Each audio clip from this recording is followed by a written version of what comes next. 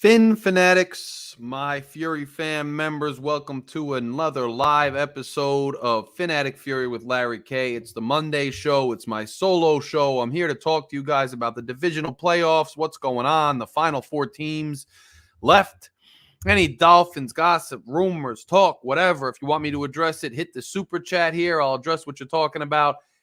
Hit subscribe if you have not subscribed to this channel yet. We are growing by the minute, growing by the day, growing by the month.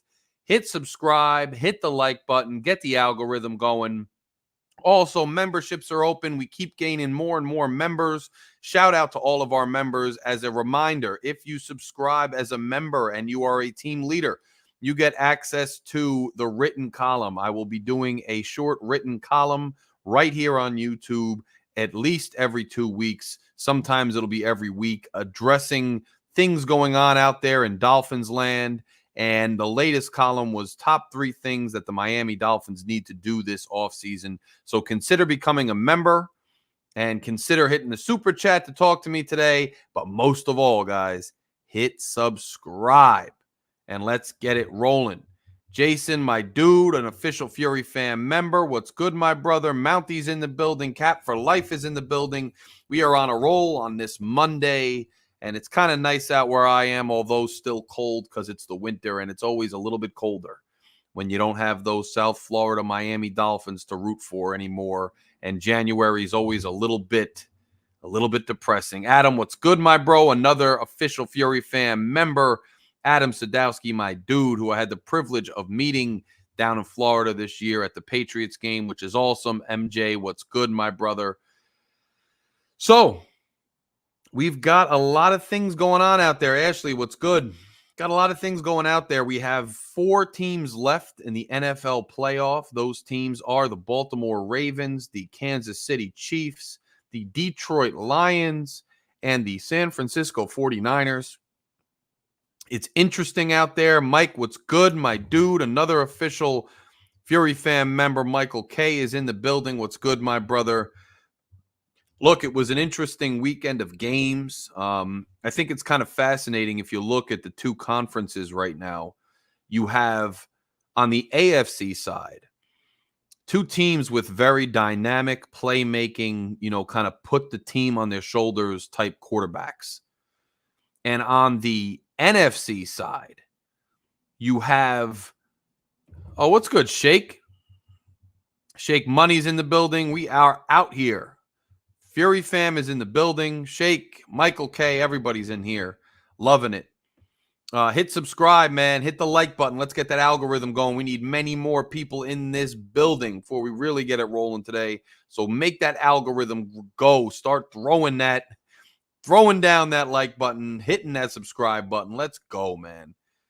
This channel is up and running. We have a whole bunch of content coming to you this offseason. We are not taking time off. Let's roll. Raf, what's good? So on the NFC, you have, 2 guys who are more, I would say, good within their system, good at distributing the ball, but not necessarily the type of guys who make these off-schedule dynamic plays. And in the AFC, you have these 2 very good dynamic quarterbacks that are leading their teams to their conference championship. And I think it's interesting because if you really look at it and you think about it, the NFC was a much weaker conference than the AFC this year. And I think going forward with all the quarterbacks in the AFC, with the way the conferences are constructed, you're going to continue to see the AFC be a gauntlet of really good quarterbacks and the NFC, be opened up with teams that are a little bit more reliant on systems or supporting casts being able to make more of a dent and do more damage in their respective playoffs. So, you have Jared Goff, who, to his credit, Jared Goff has made all the throws he's expected to make at critical points in the game. Tampa Bay put up a fight against Detroit. And early in the game, in the first half, I was pretty surprised by how much of a fight Tampa Bay put up. I expected Detroit to kind of run away with the game a bit, especially on the offensive side of the ball. We know Detroit's defense can be a bit of a liability. So it was interesting to see, though, Tampa really hang in there and really give them a scare for a good portion of the beginning of that game. And then even towards the end, Baker Mayfield didn't give up, led his team down for a touchdown to get them within one.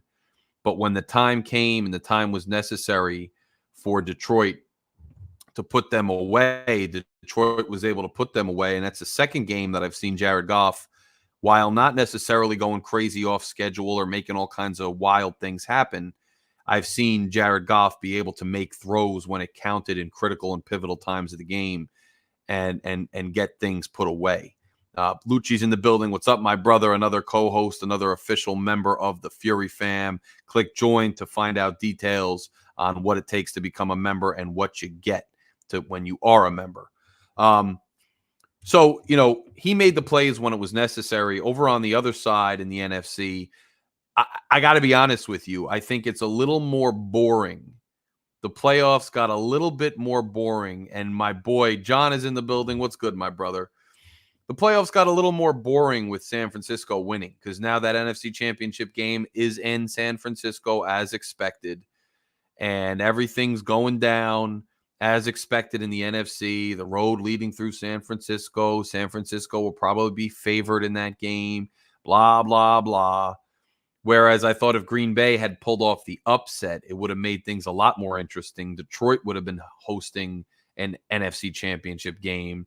And, a lot of different moving parts would be happening that would make things a little bit more exciting, a little bit more of an upheaval. But you saw some miscues by Green Bay.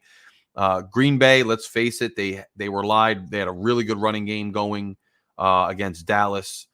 And Jordan Love, who's a young, developing, promising quarterback, was making some very pivotal, good throws, and some of them by extending plays and keeping his eyes downfield against Dallas.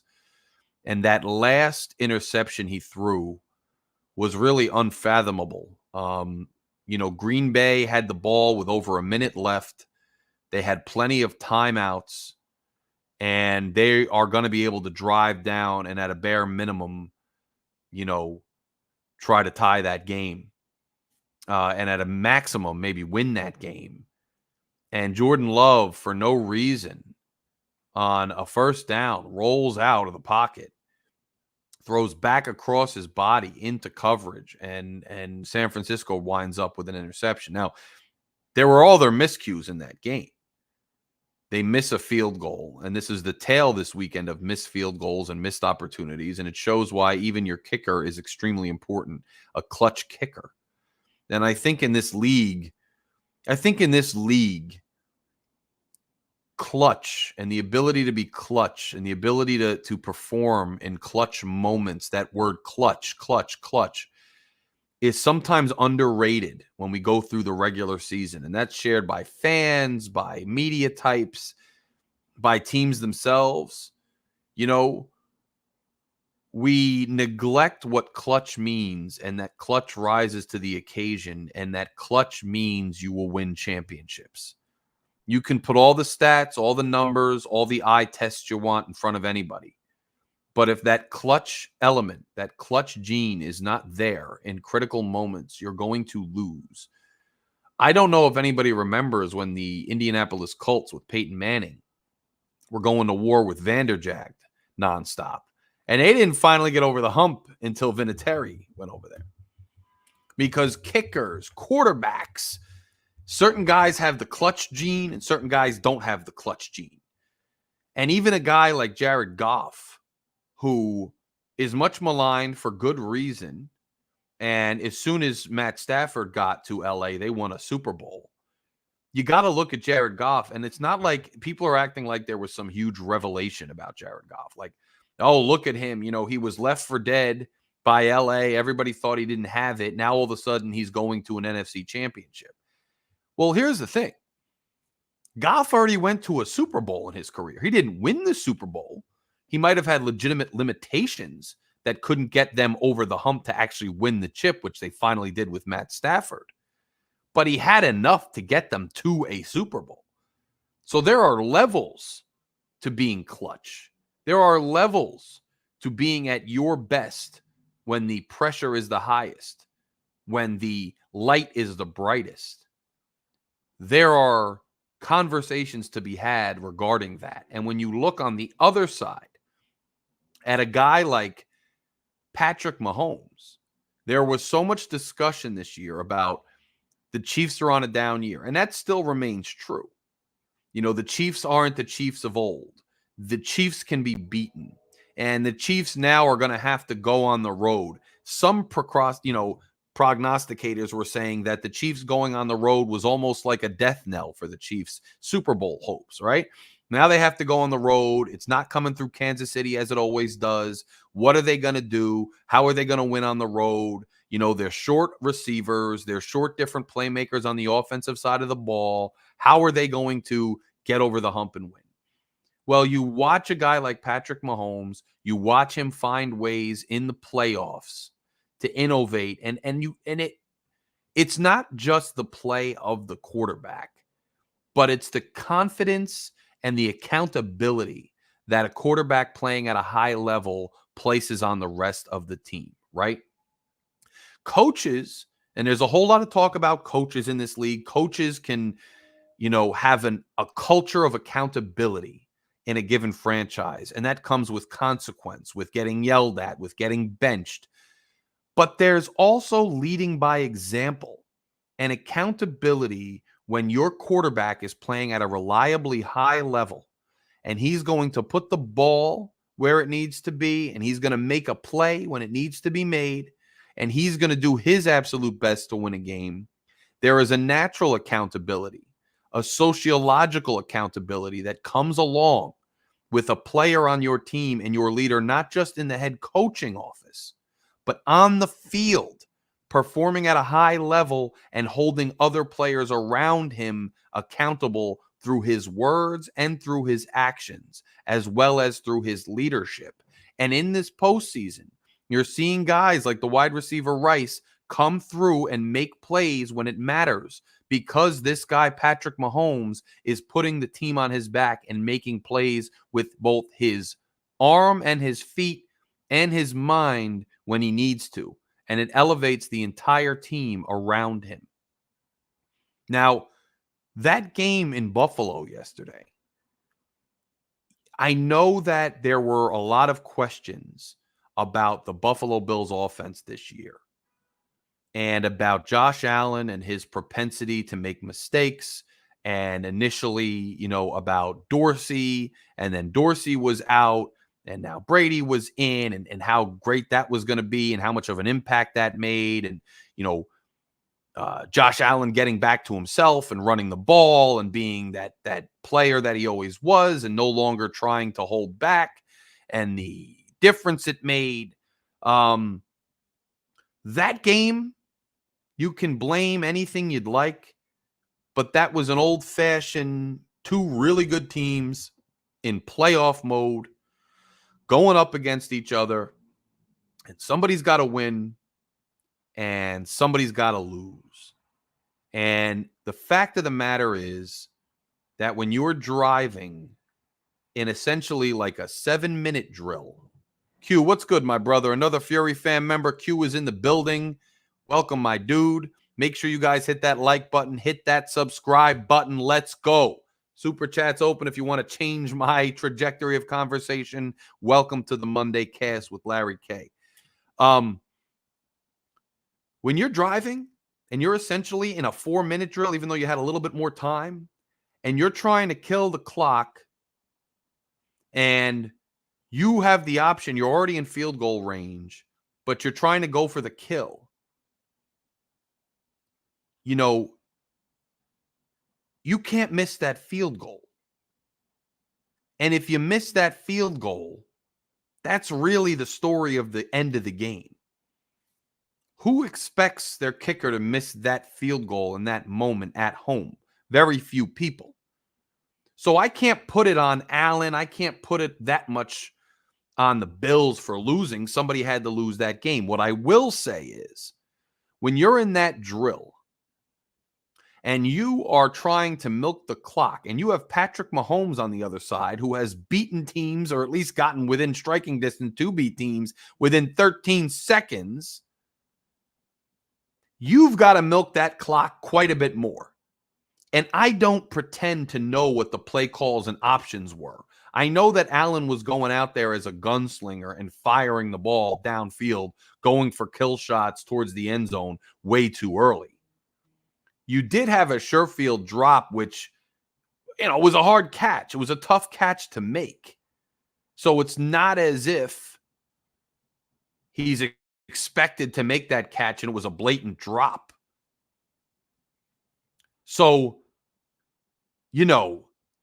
it's a tough situation. I got to put some of it on the coaching staff. Why aren't you running the ball, at least on a few of those downs once you get down there? Make KC use a timeout. Milk the clock a little bit more. Maybe get a little bit more, get closer to the uprights before you do that. And Jason, Fury fan member, says, even if he made the kick, we know what Mahomes would do. Fair point. Michael K., another Fury fan member, says he had Diggs underneath instead of turfing the ball 4 yards short in the end zone. Fair point. So that's another, Josh Allen in heated moments, maybe not succeeding where you would want him to succeed against a Mahomes who was an absolute beast of a quarterback, and the quarterback who minimized those mistakes, who was more efficient, came out winning that game. And so you have, again, the tale of elite quarterbacks going against each other. And that's what you have. But I can't fault the Bills overall for losing a game to the Chiefs. It's a tough game. Now, Chiefs versus Ravens. Ravens are on an absolute roll. They're at home. I would expect the Ravens to win the game. Their quarterback is playing at an absolutely elite level right now. Their defense has always been hard-hitting and elite. They're going to be hard to beat regardless. And so it's interesting to see what's going to happen. On the other side, like I said, you have Brock Purdy. You have Jared Goff. These two guys are not necessarily the dynamic, off-script, put the team on my back playmakers that they have on the other side in the other conference. But those two teams are exhibiting how important it is to get home field advantage, to put yourself in a position to make a run, and to be efficient in clutch moments. And both guys had tough games this past weekend, but Goff and Purdy found ways to be efficient in the right moments and to get those victories, which is what you would expect. Now, I'm hearing a lot of chatter out in Dolphins land recently, especially this morning. All of a sudden, Jordan Love throws a bad pass, and that was a very Tua-esque, Tua-like pass at the end, and it was a screw-up, plain and simple. You see guys like Josh Allen, not be as efficient as he should in the 4-minute offense. And you want to say, okay, I see a lot of stuff out in Dolphins land. That hopium den is open. That let's sell you on something nonsensical is open. And I'm seeing a ton of people saying, well, look at how bad Love was at the end there. He had some miscues all game. Look at Josh Allen. And that means that Tua's just as good. Tua's got just as much of an opportunity because these guys aren't good either. But when you look at those guys that they're insulting, Josh Allen, Jordan Love, CJ Stroud, I mean, he went into a buzzsaw in Baltimore. These guys already won one playoff game. These guys had certain traits that you could observe on film and watching the game in the first round of the playoffs that set them apart from other quarterbacks with their skill sets and ability to own a game. That's something that Tua, that Dak Prescott, that they failed to do. And Prescott, it happened in the first round of the playoffs. You have a home game. You have a good team. You have been very good at home all season, and you're throwing picks left and right. With Tua, if you take the Kansas City game in an absolute vacuum and say, look, the cold was absurdly, an outlier. It's usually never that cold, and having to play on the road in Kansas City hopefully won't happen again. Playing in that extreme cold not only handicapped Tua, but handicapped the entire team, therefore influencing Tua's play and contributing to our loss. That's fair. However, if you rewind to the end of the season and you look at every other end of the season that Tua has been a part of since joining the NFL and the Miami Dolphins, Tua had opportunities to not have to go to Kansas City in the regular season, where he had similar ineffectiveness and meltdowns akin to Dak Prescott in the first round, where he loses to Tennessee. The defense gives up points, but the offense hadn't moved the ball all game except for the defense getting them short fields. And then on 2 possessions to seal the game, the offense is absolutely inept and ends with a sack. You had the game against Kansas City where Tua throws an absolute duck. That was in a hostile environment, but he still throws it. You have the Buffalo game where once Buffalo adjusted and crowded the box and we had open looks downfield, our quarterback play was absolutely subpar, to the point that even those sympathetic to Tua are breaking down film and seeing that he's missing open guys. So you really have different ways to build a team, as evidenced by the 2 teams on each side of this conference slate here. One side, you have guys that are more system types on the NFC. And on the other side, you have guys who will carry the load types, although supported by a good cast, right? You know, Baltimore has some playmakers. The Chiefs have playmakers. And they both have defenses that are playing solid, although I think the Ravens have the best defense by far right now. And I would be surprised. I would be surprised if the Ravens didn't win it all. I like the Lions. I like their story. I'm happy for the Lions. I want the Lions to win it all. I want the Lions to win it all. But I have a hard time believing that the Ravens won't win it all, regardless. And that's because they have an elite, dynamic playmaker at the quarterback position, but also just a ridiculously, a buzzsaw of a defense. And they've always had that. But they also have some really good playmakers sprinkled in. Zay Flowers has been an excellent player for them this year. And that makes a difference. And the running game makes a difference. Tough yards in the running game makes a difference. Look at Pacheco.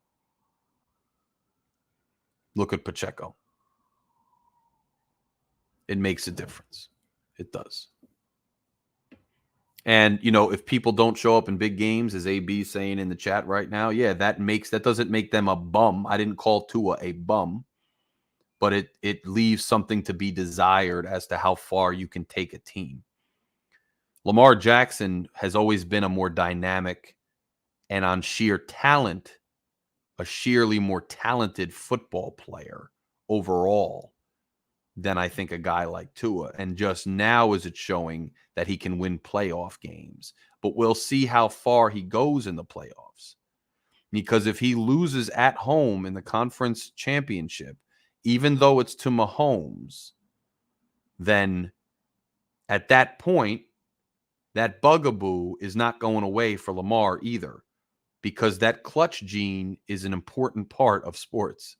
Tom Brady had that clutch gene. Tom Brady held guys accountable by his play, his leadership, and his words down the stretch. And AB, yeah, I thought you were talking to him, but I'm just hopping in. But I hear you. So it's an interesting thing to look at as we go into our offseason now. You're seeing all kinds of talk, should we go after a Derrick Henry? What could help us? Should we go after a, dynamic tight end? What is going to get us over the hump? I saw an article about why, contract wise, it would be smart for the Dolphins to go after Kirk Cousins, because it makes more financial sense than signing Tua long term. I've seen so many different scenarios. I've seen scenarios where we franchise tag Christian Wilkins, scenarios where we let Christian Wilkins walk. Look at these 4 teams and tell me who you think we can emulate or what this team needs. And then think realistically about what this team's going to do and what this team can do. I think it boils down to a few things. I could see the light. What's good? Guys, hit subscribe if you haven't done so. Let's get to 1,900 subscribers by the end of this week. If we can do that, we're only 100 more away from 2K. And we're a small channel with dedicated content creators, me, Shake, G, Lucci, dedicated team members and all the official Fury fam members and everybody who comes here and shows love all the time, and by ourselves, without a ton of fanfare, without a ton of just ongoing stuff, without releasing a ton of videos in the off season, without me working 7 days a week on it, we've still managed to get all the way up to over 1,800 subscribers. Because people appreciate the tone on this channel. People appreciate the objectivity on this channel. People appreciate the community on this channel. So if you have not yet become a subscriber, please click that subscribe button and help us reach our goal as we inch closer and closer to it, with nothing but quality over quantity and the respectability of the content and the exchanges on here. It's really appreciated. And remember, you can join and become an official member by clicking the join button. Any donations, any super chats are always appreciated as we continue this talk on this Monday. So I think realistically for Miami, and I loved how Shake and Lucci had their, just favorite moments of the season last week. I thought it was awesome on the happy hour. And now we have the whole offseason to go forward. And some of these Monday shows, I'm going to be breaking down specific position groups and giving reviews on them. I just have to prepare that. Today, I just wanted to shoot from the hip a little bit, just have a conversation with you guys overall. But there's going to be a lot of discussions to be had. I think, first of all, you have a quarterback in Tua who, in the regular season, puts up elite numbers and has a certain skill set, a specific skill set that can be utilized to get you a certain extent of the way. I think that what he's shown us thus far in terms of his ability to be clutch, to have that clutch gene, to be effective late in the year, to potentially be effective in the playoffs, is you need to get home field advantage and wind up as either the number 1 or number 2 seed. There's no way out of that. This team, since the 70s, has struggled mightily on the road. And in the AFC, where there are so many contenders who play in the North in cold weather and have open stadiums, you're going to need to do your best to get home field advantage in the playoffs, or you're going to probably continue to fall short. D-Rod, what's good, my brother? So how do you go about stacking up enough wins to get a home playoff game or 2? First of all, you've got to beat every single team that you're supposed to beat. And we failed to do that this year. We failed to beat the Tennessee Titans, and it cost us a home game. Number 2, assuming I don't reference the Jets right now, even though they're getting Aaron Rodgers back, and we're going to have to deal with the Jets, and it's not going to be easy, we are going to need to get through, once and for all, the Buffalo Bills. How do you get by the Buffalo Bills? There's really only a few ways to do it. Number 1, You've got to be effective against Josh Allen. Now, we've tried every last way of trying to beat the Bills, and sometimes we've had some success, but it's largely been for naught as the Bills have owned us. The last game we played against the Bills, we were lucky enough that it was at home. Our defense did a decent job on Allen, but our offense did not step up. That's got to change. Now, we may be lucky enough, because this is the thing. Miami Dolphins fans can complain all they want about late season games and how it's cold and how, you should be in the AFC South and all this crybaby stuff. The fact is, we have an advantage early in the year when we don't turn on the misters on our shaded side of the field. And the other team is in the hot sun and it's over 100 degrees on the field and they're sweating and they can barely figure it out. We need to win every single one of those home games early in the season, because we're going to have payback later in the season when we're up north in the cold. That's the nature of the game. That's the nature of the game. And how do we get where we want to go next season? I've been telling you guys this, and I know no one really wants to hear it. It's going to be tough next year. It's going to be tough next year, because you're not going to have two of your best pass rushers to start the season. And the fact is, even when they come back,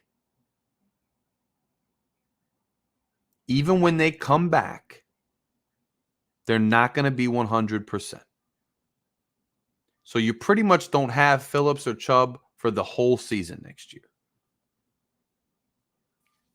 You better find a way to keep Christian Wilkins on the team. I don't care if you franchise him. You don't want to commit to him long term at a salary that you think is too high for a defensive tackle. That's fine. But for next year, without those two players, you better find a way to keep them. And him and Seal are playing in tandem. And credit Lucci for this, but this is true. Him and Seal are playing in tandem benefits the both of them. And you need them to be a presence, because you're not going to have Phillips or Chubb. You're going to need to hope Van Ginkel heals up fast, and you're going to need to re-sign Van Ginkel. And Van Ginkel, to me, is a culture builder, and you're going to need him long-term if you can get him locked up.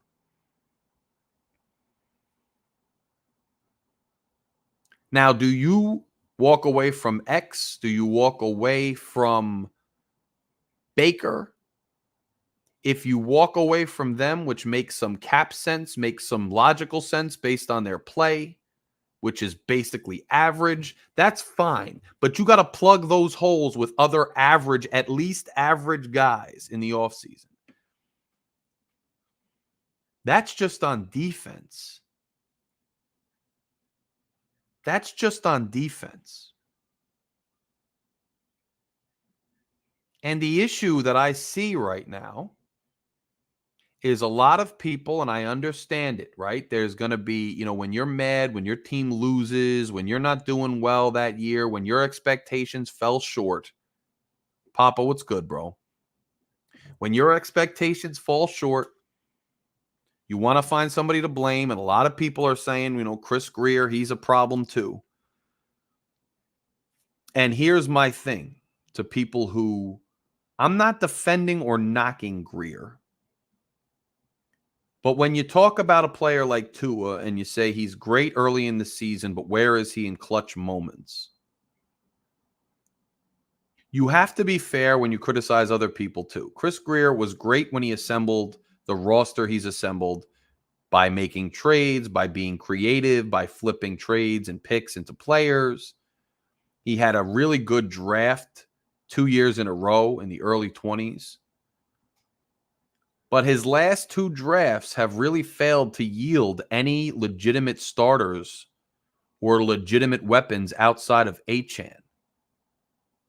And when you're a franchise in this league, the fact is that some of the guys you bring in, whether you sign them in free agency, whether you get them via trade, whether you draft them and develop them, some of the core pieces of your franchise are going to price themselves off of the team.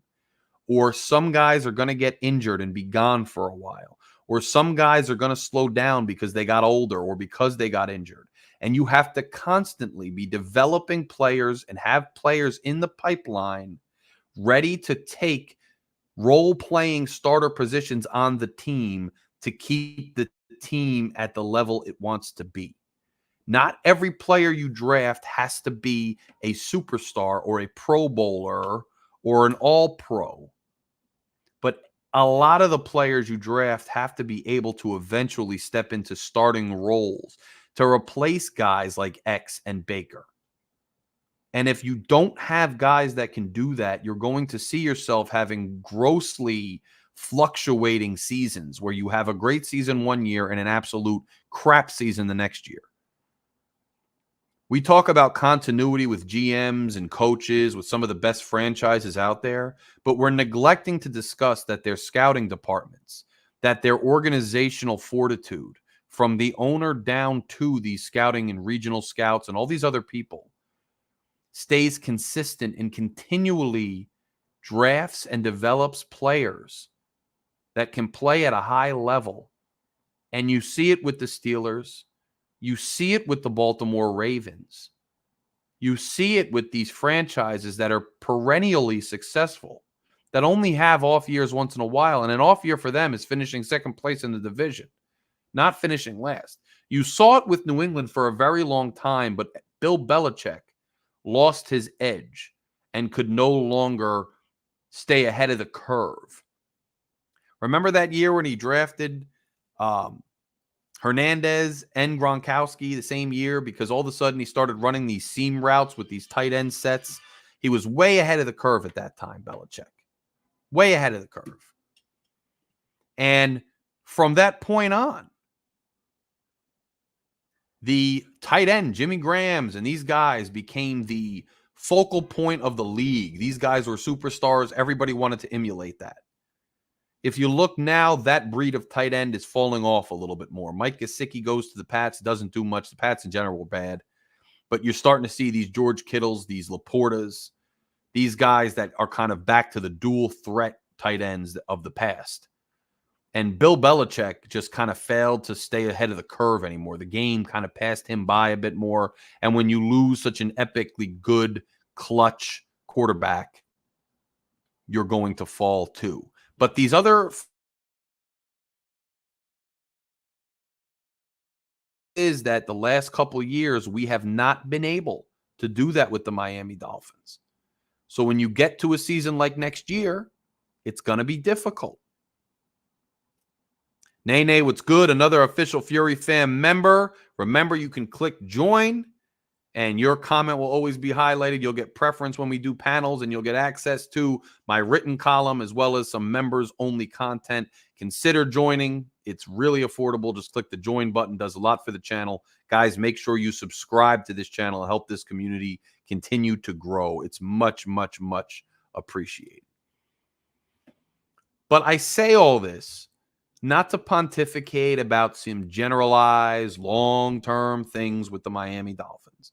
I say all of this to say that next year, unless some of these recently drafted guys who have been buried on the depth chart make epic strides from year 1 to 2 or year 2 to 3, and unless we suddenly have another very, very good draft this year, then I don't see how next year, I do not see how next year we are going to be a legitimate contender in this league.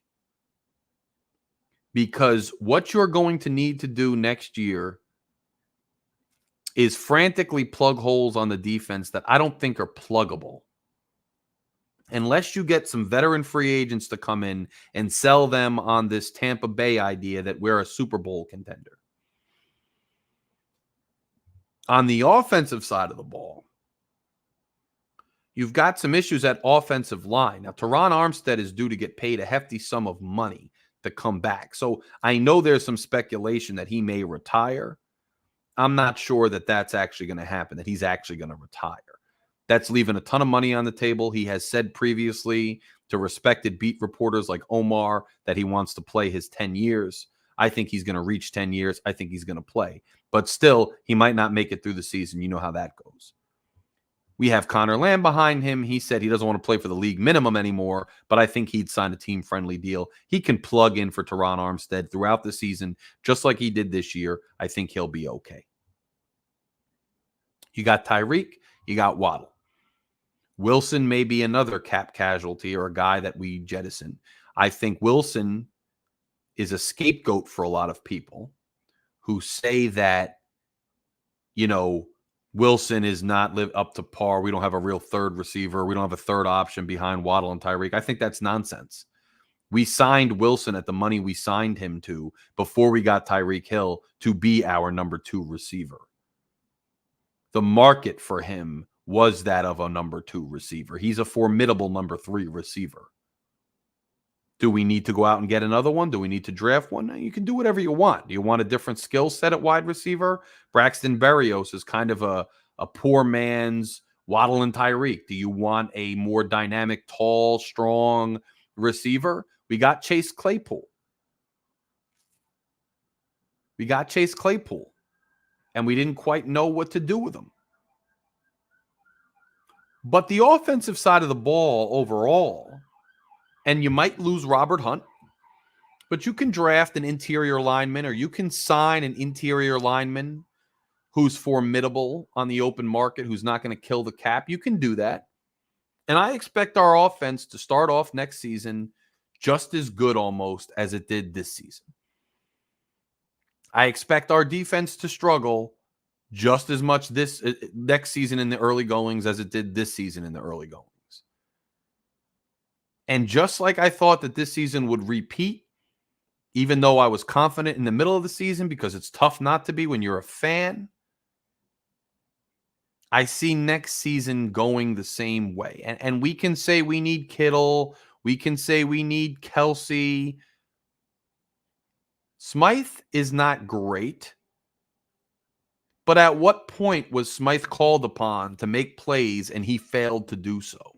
That when the game plan included going to Smythe more often than we had been, Smythe showed up. Smythe made plays. Smythe was in position to make catches, and he made them. He's not a premier tight end, and I'm all on board with upgrading the tight end position.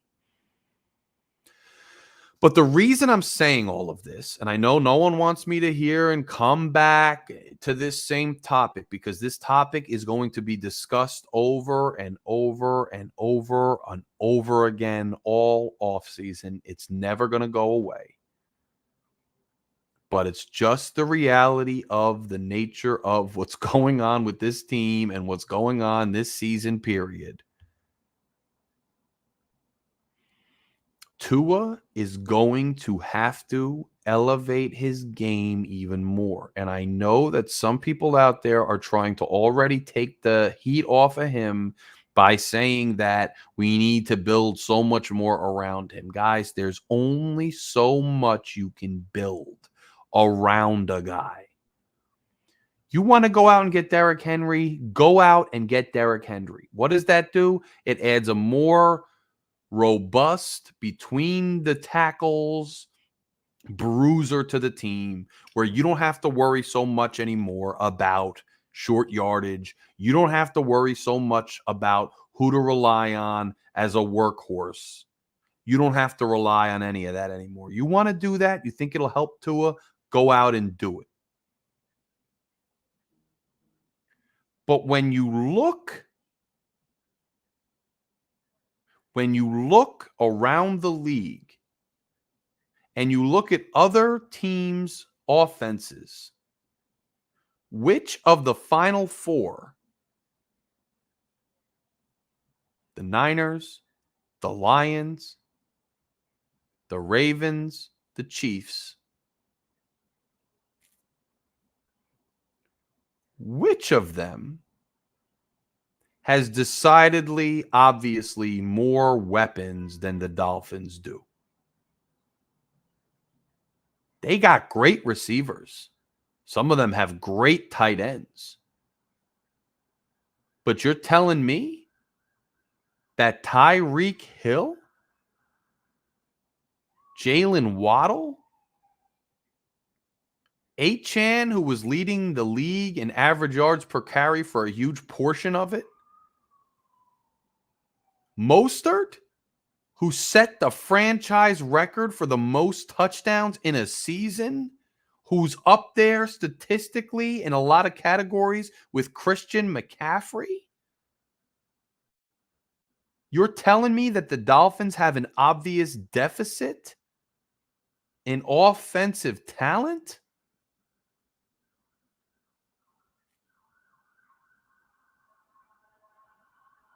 The Niners is the only team I would concede because their playmakers are so dynamic. We don't have certain guys like Deebo Samuel who are just aliens.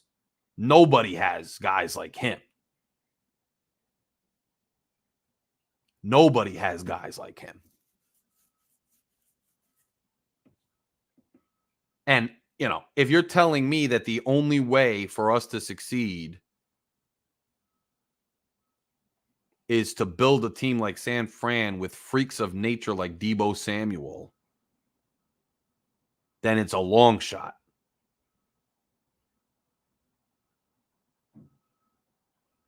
This team is as good as any other team roster-wise on the offensive side of the ball. You can't tell me they're not. Pacheco run with a lot of fire and ferociousness. Yeah, I'm a Rutgers guy. I love Pacheco.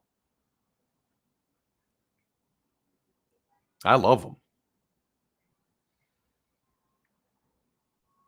But are their running backs head and shoulders better than Achane and Mostert with what they did this year? Especially not when we went head to head. No. Zay Flowers is an awesome young player. Is he Tyreek Hill?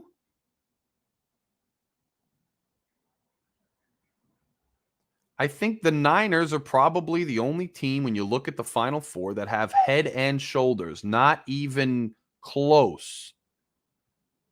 Head and Gus Edwards, another Rutgers dude. Beast.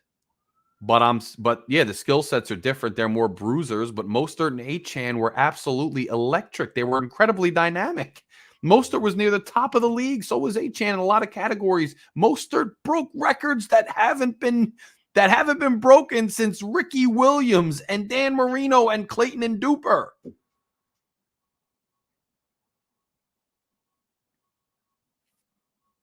So the only other team is the Niners. And you know what the Niners have too? A quarterback in Brock Purdy that I got to be honest with you, I'm still not sold on.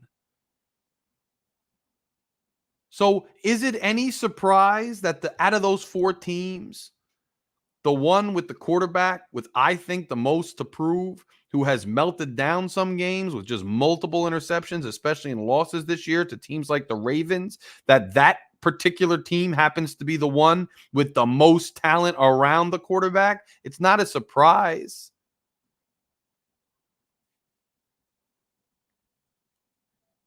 It's not a surprise.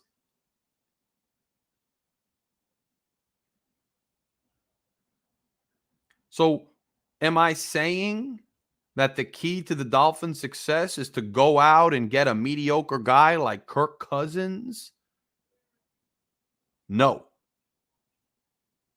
What I'm saying is, even though this is a repeat, the record is broken and it keeps scratching and it keeps going back and back and back and back. Even though we're rewinding the tape, it's a broken record. It's beating a dead horse, no matter what it is. The fact is, as we go into this next year, year 5 of Tua's got to do it. He's got to elevate the guys around him. The only outside the absolute box crazy thing I could think of doing that would actually make sense would be for the Dolphins going out and deciding we're going to get a guy like a Fields. Not because Fields is great, not because he could throw the ball like Tua, but because he adds a dynamic dimension that maybe shakes things up with the other playmakers we have on this team. But that's not going to happen. So the only solution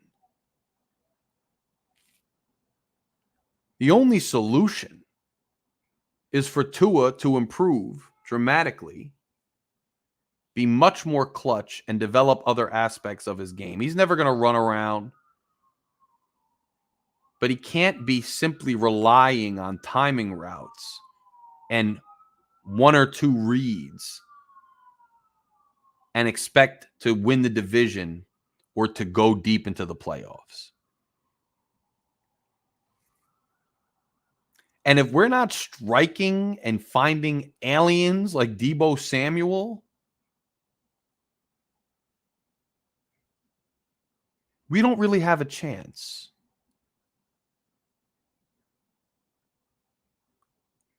We don't have a chance. Most teams in this league don't have a chance unless they get a super elite quarterback. Because I don't think there are many teams in this entire league that are quite as stacked as the San Francisco 49ers. The other three teams are good, especially the Ravens. The Ravens are good. They have talent at a lot of positions.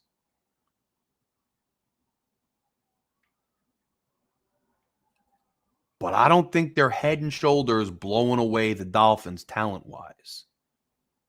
And I think it's disingenuous for some fans to be saying that we are nowhere near a Super Bowl roster when before the season and even during the season, you weren't talking like that. Now, all of a sudden, the roster is not good enough. And I would understand if this was all injuries. I would understand if after we lose Chubb, Phillips, Van Ginkel, X, Holland, I would understand. And thanks, Q. I would understand if the defense collapsed and we lost because the defense was just a sieve, just Swiss cheese everywhere. And the offense got itself into shootouts.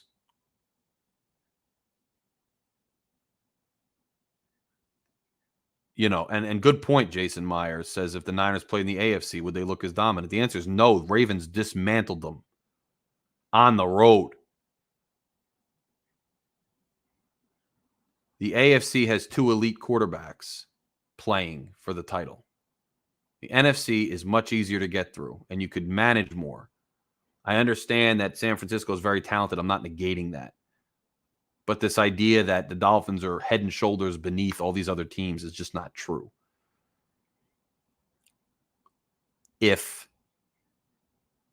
the defense fell apart and the offense had to go into shootouts and the offense wound up losing shootouts towards the end of the year, I would concede that injuries were the reason we lost.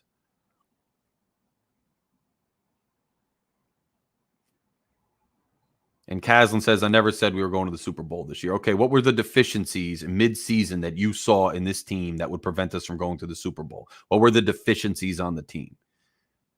Because I'm of the firm belief that if you put Patrick Mahomes on this same roster, even with these same injuries, or even if you put Lamar Jackson on the same team with these same injuries, that we'd still be playing. I can't see how one of those quarterbacks wouldn't get this roster where we wanted to go. I can't see a deficiency in the team that bad that it would negate one of those guys. I can't. I just can't.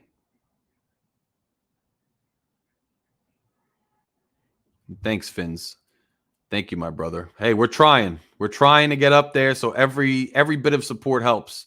Every new member helps. Every subscription helps. Every like helps. Every super chat helps. Everything helps. We're growing slowly but surely because it's just, a couple of us making content when we can. This is the working man's podcast, man. We got day jobs. We're here slogging away as a hobby to stay with you guys. So we do as best we can out here. So we appreciate the support, my brother. And Okeechobee's in the house, man. Shout to you, my brother.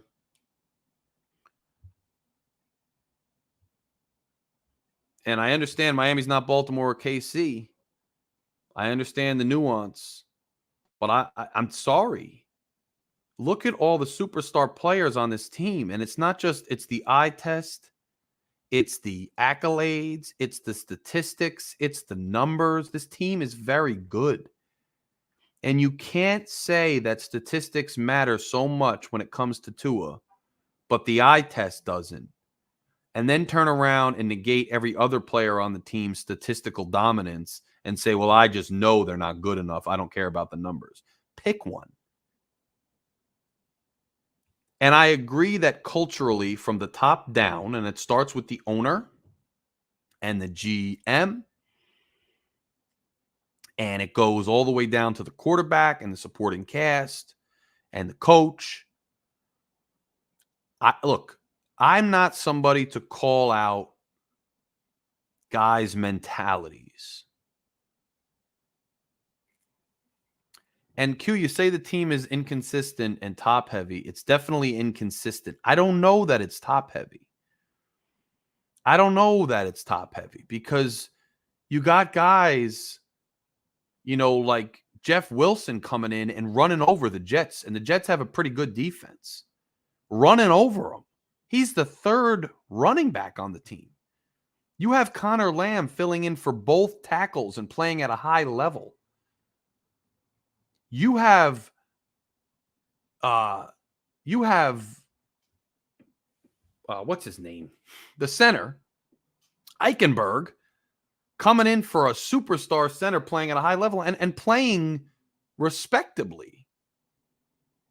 So in order to be top heavy, you'd have to be the type of team where you hit injuries and you can't produce. And I didn't see that with this team. I saw a sufficient amount of depth, but we do have a super chat in the building. Jason, thank you very much, my brother. Recently subbed, saying, I like how you keep it real. Recently subbed. Thanks, Larry. Thank you, Jason, bro, for being here, for being a listener, especially for donating, putting your hard-earned money where your mouth is. We appreciate it. And that's why I'm here for you guys, to keep it real all the time. Super happy to have you as a subscriber. Very happy to be here for you on this Monday, and very happy to bring you guys content and a forum to talk to each other and to me on a regular basis. Jason, you are very much appreciated, my brother. Thank you for that super chat and that donation. Fins up on that, my brother. And that's what we try to do. We try to keep it real here. And that's why I'm not going to sit here and tell you, I'm not going to sell you dreams of changing quarterbacks or getting some superstar in here that's going to change the whole dynamic of the team. I'm not going to do that because it's nonsense. I'm trying to keep it real with you guys. The way to improve this team is for our quarterback to play even better, and we're going to have to plug some holes that we're going to lose in free agency and through injuries with some viable replacements, or we're going to be in deep trouble. Thank you again, Jason. Totally understand and totally appreciate it, my brother. And, there's comments in here saying, we'll never compete with upper echelon teams as long as we have Tua. Fact is, we've invested in Tua. Now, I think a viable speculative position that I can take on, that I've kind of been preaching already, is I think there is the opportunity for us to offer Tua a team-friendly number. And honestly, I'm thinking in the $35 to $40 million per year range that will enable us to still have a good supporting cast around him. And this is a time where he has chips and we have chips. And we can come to a meeting of the minds like that. Hypothetically, if Tua goes out and absolutely balls out, gets us deep into the playoffs next year, we lose that bargaining power, and now we've got to pay the bag, as people like to say. On the other hand, if Tua goes out and once again can't get it done, now he loses a lot of leverage. And now he has to come back to the team hat in hand a little bit. So I could see a situation where the Dolphins offer Tua a fair deal in the ballpark I'm discussing, and Tua declines that deal and then plays on his fifth-year option. I think committing top dollar to him at this point would handcuff the organization going forward and would really be detrimental as we start to get into cap hell in a couple of years. Now, I got news for you. We're not in cap hell next year. We're not going to be in cap hell the year after. They're going to be able to extend, restructure, tweak, and play with the salary cap number for a couple more years. But it's basically like buying things and prolonging things on a credit card. And we're buying things on a credit card because this regime, this is and I know that Chris Greer likes to reset the goalposts and say, you know, this is really only the second year, going into the third year of a rebuild because it's only the second year with Mike McDaniel. It doesn't matter that you decided to switch out the head coach midway through your build. You had a philosophy that you sold Stephen Ross on. You tore this down to the studs and you rebuilt a team. And part of that rebuilding process was to swap out a head coach midway through. That doesn't reset the rebuild because the cap, the age of our best players, the length of time that our drafted players have to play on their rookie deals, all of these things, the clock's still ticking on them. So just because you changed head coaches doesn't mean anything. It's like if you're building a house and you demolish the existing structure and you're building a house, and halfway through the construction of the house, you fire the general contractor and you bring in another GC. That doesn't mean that the building of the house restarted. The building of the house has been ongoing since you tore it down and put the initial, foundation down. This is nearing year 6 of the rebuild. And so, despite trying to tell the fans, Zach, what's good, my brother?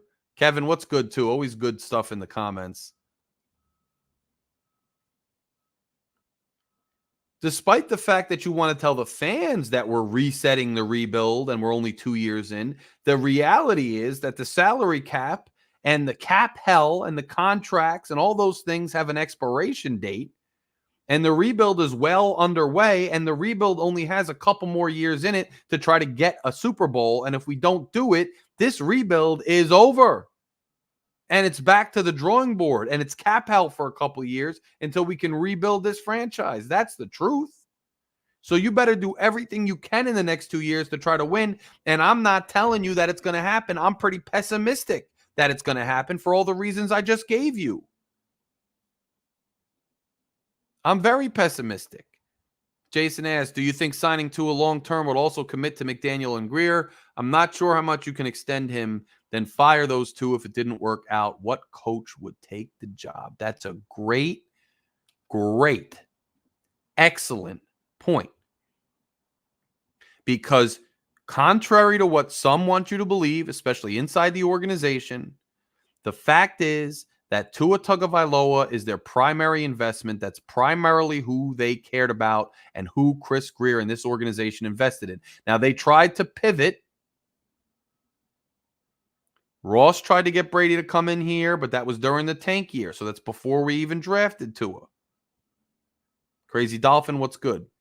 Make sure you guys subscribe if you're in here. If you like real content, if you dig the vibe of the show, hit subscribe. It takes a millisecond to just hit subscribe and help us grow. Let's get to 1,900 subscribers by the end of tonight. Be a part of that. Be a part of the growth. Click subscribe. But part of the reason that I'm pessimistic in general, they invested everything into Tua, and make no mistake, Mike McDaniel was brought here because Brian Flores was done as far as the Tua situation was going. Tua was done with Brian Flores. And there was such a lack and such a chilled conversation and relationship between Brian Flores and the front office that they felt they needed to bring in another head coach. But the difference is, usually when you bring in another head coach, you're giving them some authority to have input into what players come in, especially the quarterback. In our situation, they were not seeking a head coach to fit the overall team rebuild. The Dolphins were searching for a head coach who wanted Tua, who would accept Tua, who would make the most out of Tua. And so to answer your question, Jason, which I think is a great point, how could you extend Tua and not also extend McDaniel and Greer going forward? Because if they fail, there's no way you're bringing in a third head coach for Tua. I think that goes without saying, which is why I find it hard to believe that they're ready to give Tua the bag. Now, they sign him long-term to a team-friendly deal that's right in his wheelhouse. Now, look, it's the same thing. It doesn't change what happens in the next few years. You still have 1 or 2 more years with this regime, this quarterback, this coach, this GM. If they don't work out, you find a trade partner, or you part ways with the quarterback, or you draft a new kid and Tua becomes the stopgap transitional quarterback in 2 years. You still have to go through your cap hell. You still have to tear it down to the studs again. You still have to be a seller rather than a buyer of, your resources and your players and all those things. So it doesn't change it much, but I will say that these guys are tied together now. When you move on from Tua, chances are you're moving on from Greer and McDaniel. And Zach makes the point that these other teams have built their teams in much shorter time. It's true. The Texans got a quarterback who's a baller very quickly in his young career. The Lions, I think, had some talent. They were that mediocre team that was able to kind of find a coach, some firebrand stuff, and use their personality and culture to get over that hump. That we've seen that before. But it doesn't always last very long. So let's see how the Lions do the rest of this season. Let's see how the Lions do next year and the next few years going forward. I'm not saying that to throw shade at the Lions. I'm not saying that to hate on the Lions. I am very excited about the Lions. I'm rooting for them. I hope they have tons of success. But let's see. And I know they did build, too. They didn't catch lightning in a bottle this year. This was more a pinnacle of a build. But still, let's see. And AB, see, that was my next point. Thanks for saying it. I agree with that, too. I think, though, that by the very nature of the business, they probably ship everybody out at once and bring in some GM or czar or whatever you want to call it to once again try to tear it down to the studs and their vision and their image and rebuild the whole thing. There's 2 scenarios that could happen as opposed to that, but I don't love either one of them, because what's going to happen is you're going to go out and say you're right, and I think you are right. McDaniel deserves, especially if, and right now it's still an if. We don't know for sure that Tua is not it or whatever. Say Tua is not it, and the organization makes the decision that he's not it. If the organization is saying that Tua is not the guy, but yet Tua has put up all of these mind-blowing stats and has been a top 5 to top 10 quarterback for a few years, even though he's not the guy, then you have to give credit to McDaniel for getting that much out of him. And you have to then say that McDaniel might be one heck of a coach and a pretty talented guy at getting the most out of his quarterback, in which case you might want to bring him back. But the problem with that is this organization has consistently done that, where you have a GM and then you saddle a coach with the GM. But then you have a coach and you saddle the new GM with the coach. And you never really have a meeting of the minds, because you're always bringing in somebody who's not the other guy's guy. And then when things fall apart, he points the finger at him. He gets to pick his guy, and you go like this, and you never are on the same page. And I think that's bad for an organization.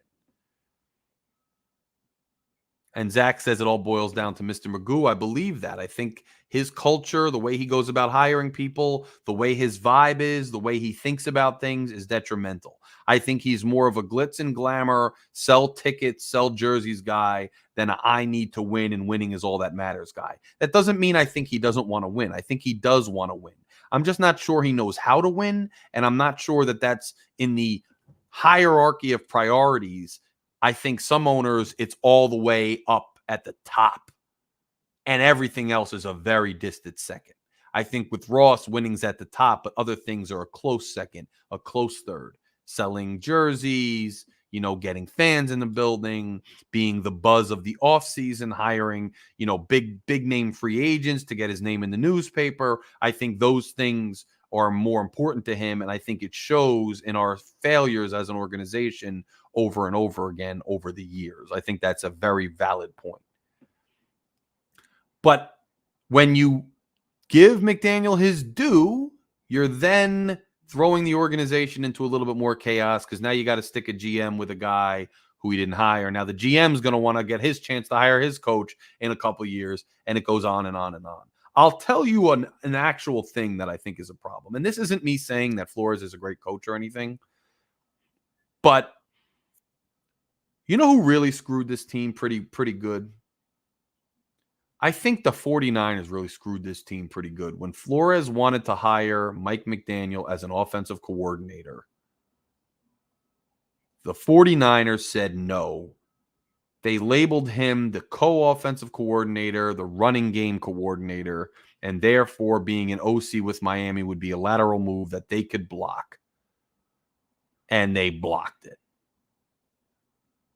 And I believe that if McDaniel came in here under Flores and got what he's getting at 2 and now, but the accountability and culture of the team was a bit more tough, and there was a bit less allowance for hanging out and chilling and just shooting the breeze, I think that this team would probably be in a better position right now.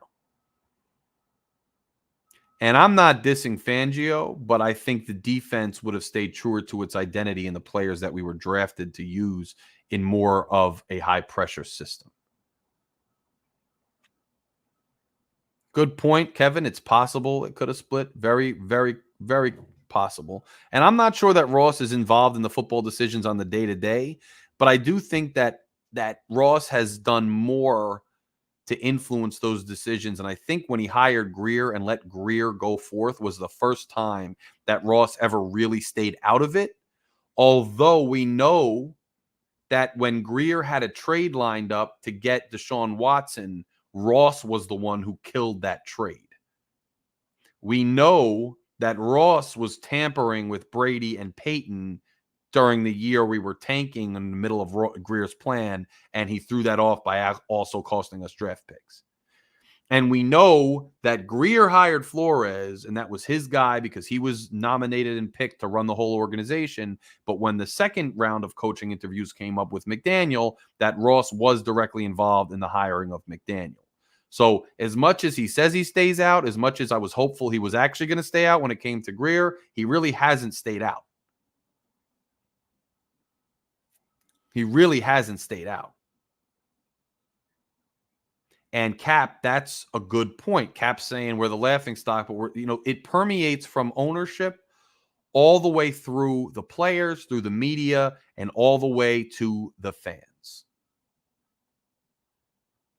The acceptability of mediocrity, the happiness at stats, the happiness at certain players' jerseys, the fun of having a fun season is permeating throughout this entire organization to the point that it's gotten down to the fans. There isn't that undying, relentless will to win a championship. And if we don't, it's a failure and we need to do better. I have not seen anywhere in this organization or in the fan base that really has been stated or has been the rallying cry. All I constantly see is, oh, we're going to improve a little bit, incrementally, exponentially. We're going to do this, and look at all the stats we got. Oh, look at all the Pro Bowlers we have. It doesn't seem to be about the final goal. I know it is. I'm not saying that they don't care, but I'm saying once again that in the hierarchy of priorities, these other things are also a close second rather than a distant second. They should be a distant second. And Color makes a very good point. When everyone in the organization is happy with the money they make and the clout they have, then who cares what the fans think? And that's why we go out and also get free agents sometimes that we really don't need, that don't make sense, a la Sue, who eat up cap space, but you sell jerseys and you become the off-season champions. One thing I hope we avoid this year with where we are headed in cap hell and all the holes we have on this team that need to be filled via the draft and via serviceable free agents and serviceable trades. I truly hope that we don't go out and spend unneeded money on some big name free agent that may fizzle out. Now, to Greer's credit, since Greer has been in charge, rather than the likes of, I forget his name, Tannenbaum, rather than the likes of a Tannenbaum, we haven't gone after those unneeded splash guys. Greer has kept Ross at bay in that regard. So I don't expect us to do that. I'm just saying I sure hope we don't, as some last-ditch salvage move to get the fan base excited. You want to do that? I mean, I'm telling you, look at the Jets, man. The Jets do that. They went out and got Aaron Rodgers because his name is Aaron Rodgers, without any semblance of looking at what the team needs, what the organization needs, where the holes in the organization are. They just said he's going to solve all our problems because it got everybody hyped in the offseason.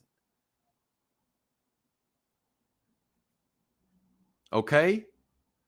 But that doesn't change the fabric of an organization and make them perennial contenders. And Crazy Dolphin says this year was pretty much a mirror image of last year. And that's true. We're stuck in mediocrity. I mean, for all the improvements we made, we really didn't go anywhere. And Troy asked me a question. Do I really believe we win a championship with Tua in the next 5 years? The answer to that is no. No. And I saw a question posed on another channel recently where somebody was asking Color, there are two sides to the offer sheet. If you offer him lower money, if he doesn't take it, well, if he doesn't ball out, then he loses. But if he does ball out, then we have to pay more. Well, my answer to that is that I'm betting I have enough information right now to confidently bet that he's not going to ball out and go deep into the playoffs. So I'm not worried about that. And if that were to happen, then I'll take it because then we have our guy and I'll gladly pay him more money. But I think anybody who bet on him or worried about him balling out deep into the playoffs next year is probably a little bit caught up in the hopium and not really paying attention to what he's done and what the facts show. And AB makes a good point. I mean, I don't think there's any reason not to let him play out the 5th year. You make him an offer. You don't not make him an offer. You make him an offer, but you make him an offer that's team friendly. You make him an offer that's team friendly. I don't see anything wrong with that. Even he should understand that. He seems self-aware. He seems introspective enough to understand that he didn't get it done in certain situations and there's still some questions. And I'll tell you another thing that I think is really important is the health angle. He stayed healthy this entire year, and I give him props for that. He did the jiu-jitsu training. He fell much better. He got rid of the ball on time. He stayed healthy this year. That's awesome. He's got to show that he can stay healthy more than 1 year. And it doesn't mean he has to play all 17 games next year. If he gets dinged up or whatever, but it's not, season ending and he comes back and still plays and we did our job and got a formidable backup, that still counts as staying healthy to me. But he's also got to stay healthy for another year and play at a high level. So I don't see why there's any reason why we wouldn't have him play on his 5th-year option. I think it's completely legitimate and reasonable to make a reasonable offer, and whether he does it or not, if he doesn't take it, have him play on his 5th-year option. And if he turns it down, that's his issue.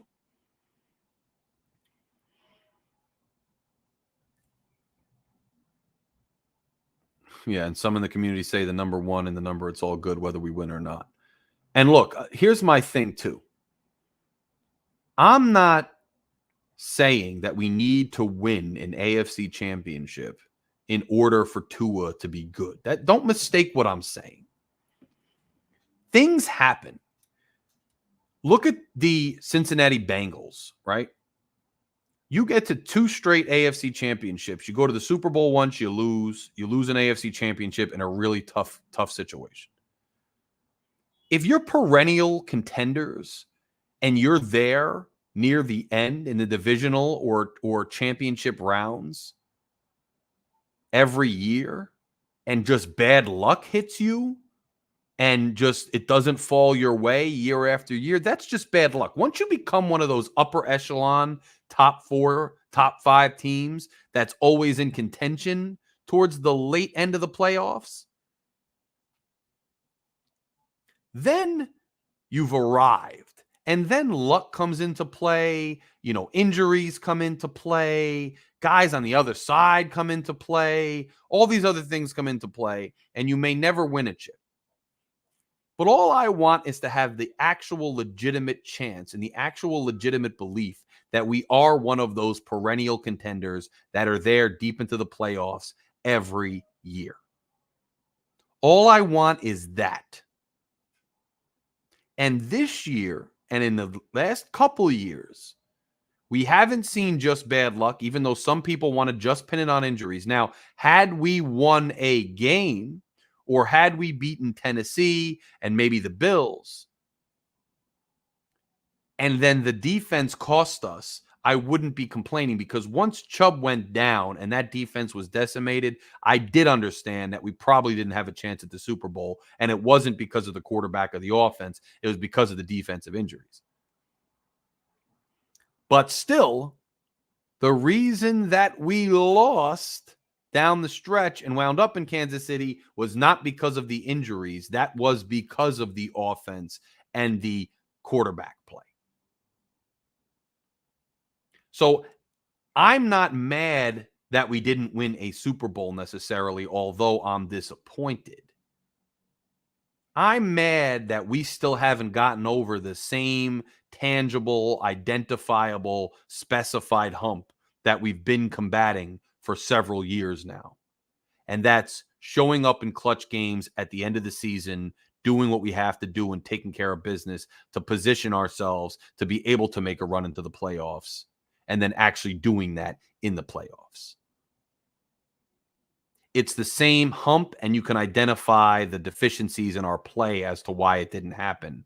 And so long as that's the case, I can't be content with where we are. But don't mistake that for me giving pie in the sky, unrealistic expectations on this team. Even if we never win a Super Bowl, as long as we have a legitimate chance and it's just luck of the draw, I'm fine. But when I'm looking at it objectively and I can identify why, that's not good enough. Not this deep into the rebuild with this much invested into the team. And I agree we had injuries, but I explained the injuries were not the reason this year that we got derailed. They were primarily loaded on the defensive side of the football, and the defense found a way to dig deep and play, and the offense couldn't. And I'm wondering if Vic Fangio even sticks around. There's a lot of rumors now that Vic Fangio, may or may not come back. There's a rumor that he might want to go wherever Harbaugh goes. There's a rumor that he just might not love what happened here, that he doesn't have the personnel. It's going to take him too long to get it. I don't know. I'm not saying it's going to happen, but there's speculation that'll kick us back a notch too, because we just spent the whole season installing a defense, and now what are you going to tell us? You have to scratch it and go back to a different one? That would help. That would hurt. And I agree, iDog. I agree. Or L-Dog, can't tell. And Color says, I'm worried that McDaniel is a fan of Tua. See, to me, I'm not worried. You know why? Because if he's a fan of Tua and Tua succeeds, then we all make out happy. If he's a fan of Tua and Tua fails, then he's gone with Tua and we're starting over either way anyway. So I don't even care if he's a fan of Tua or not. No, I get it. I get what you mean. Totally get what you mean. Totally understand what you mean. And if that's the case, and that's how he's acting behind closed doors and everything else, and he's staking his entire tenure here on that irrational fandom, then he'll be out too. Now, if it's going to cost us a quarterback in the meantime, that's one thing. But I got to believe that this whole organization in unison is not willing to move on from Tua in unison. And I don't even think that it comes down to the coach's perspective or what the coach's 2 cents is or whatever. I just don't think that's what it is. So that's where we are. Guys, if you have ideas for topics for the next several Mondays shows, I'm going to obviously touch on the playoff games. I'm going to obviously touch on the Super Bowl when that comes up. And once we get deeper into the offseason, I'm going to touch on off-season moves the Dolphins make, etc. But if there's specific topics that you want me to dedicate a Monday show to, drop it in the comments here under the video. Send me a message. My social media is up. You can add me. You can message me. Let me know what you want me to talk about. This show is for you guys, and I'll address any topics you want. This Monday show is going to be pretty regular. And, we still have our Tuesday show, so join us at 7 and join Shake and Lucci on Thursdays at 7. And keep that up. And we're going to have a new slate of content for you in the offseason. We'll talk about that schedule when we go forward. I will bring up salary cap. I'm going to put that down here. I'm going to write that down now. Salary cap will be one of the topics, and I'll do some research to make sure I know what I'm talking about. And that will be something I'll touch on soon. And I think next year, just to answer that question quickly, Troy, I don't know. I think there might be a contract extension, but I would be surprised if Greer goes all out and gives them the bag. I hope and think he's smarter than that. You got eyes, 2 ears, and a brain is what I'm saying. I think they have that. I think they'd be smarter than to just give away the bag without at least offering a team-friendly deal and then allowing him to play on his 5th-year option. Somebody asked, what do you think the division will be like next year? I think it'll be very similar to this year. I think the Bills are going to be difficult to deal with. I think they're going to continue to be a force. Now, people say their window's closing. That's fine. I don't know that their window's truly closing. But it's getting old, just like ours is. We're still going to have to deal with them. And I think the Jets are going to be better than they were this year. I don't believe in the Jets with Aaron Rodgers. I don't believe that the Jets are going to come out and be Super Bowl contenders, even with Rodgers. I think that's a misnomer. I think they're pushing the hopium even harder than the Dolphins are pushing the hopium. At least they have a guy behind center that's done it before, but he's only made it to 1 Super Bowl, even with the Green Bay Packers, who are a storied organization, who already won a playoff game this year with Jordan Love. I'm not necessarily convinced of the Jets, but I will tell you that they will be better this year coming than they were last year. And splitting with them is not out of the question. So it's going to be a tougher division because you're going to be going up against Jets who are going to be much better than they are this year, even if they're not going to be contenders. And then the Patriots, who are now bringing in a new coach who is a Patriot at heart and wants to revive the organization, who has had a chance to reflect upon and watch Bill Belichick's shortcomings and successes, I don't think the Patriots will jump from worst to first and be amazing again, but I think the Patriots are also going to be a better team next year than they were last year. So it's going to be tough going next year. I'm telling you. This was a good year. This was a hell of a window. We got unlucky with injuries, and at the end of the day, our quarterback and our coaching and our offensive play once again did not rise to the occasion at the end of the year in the games that were most important, and we missed an incredible opportunity. Because this year was an incredible opportunity. It really was, and we missed it. And I'm going to put down free agents as well. I'll touch on that one of these shows. Thank you for that. If he plays his 5th year, we really don't get cap relief because he's going to be playing on whatever that is, $25 million or whatever it is. If we extended him, we would get some cap relief because you could backload that contract. You could stretch that out over time. It's a pretty decent hit this year. If we have him play on his 5th year option. But for the future and long term, it might still be a smart move. We'll see what they do. Because, say he doesn't want to play in his 5th year, but he's willing to take a team-friendly deal.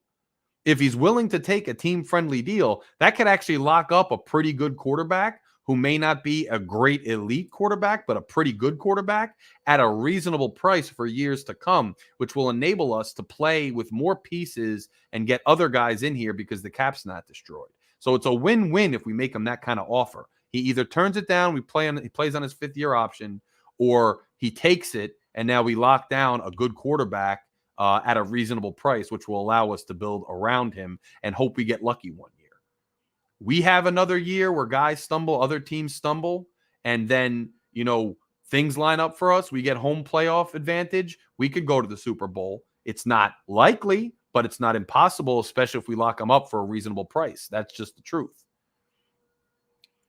Okay, MJW, that's an interesting one. Greer Ross timeline. I like that. I can do a whole Ross organizational timeline from when he came in and pushed Parcells out and everything.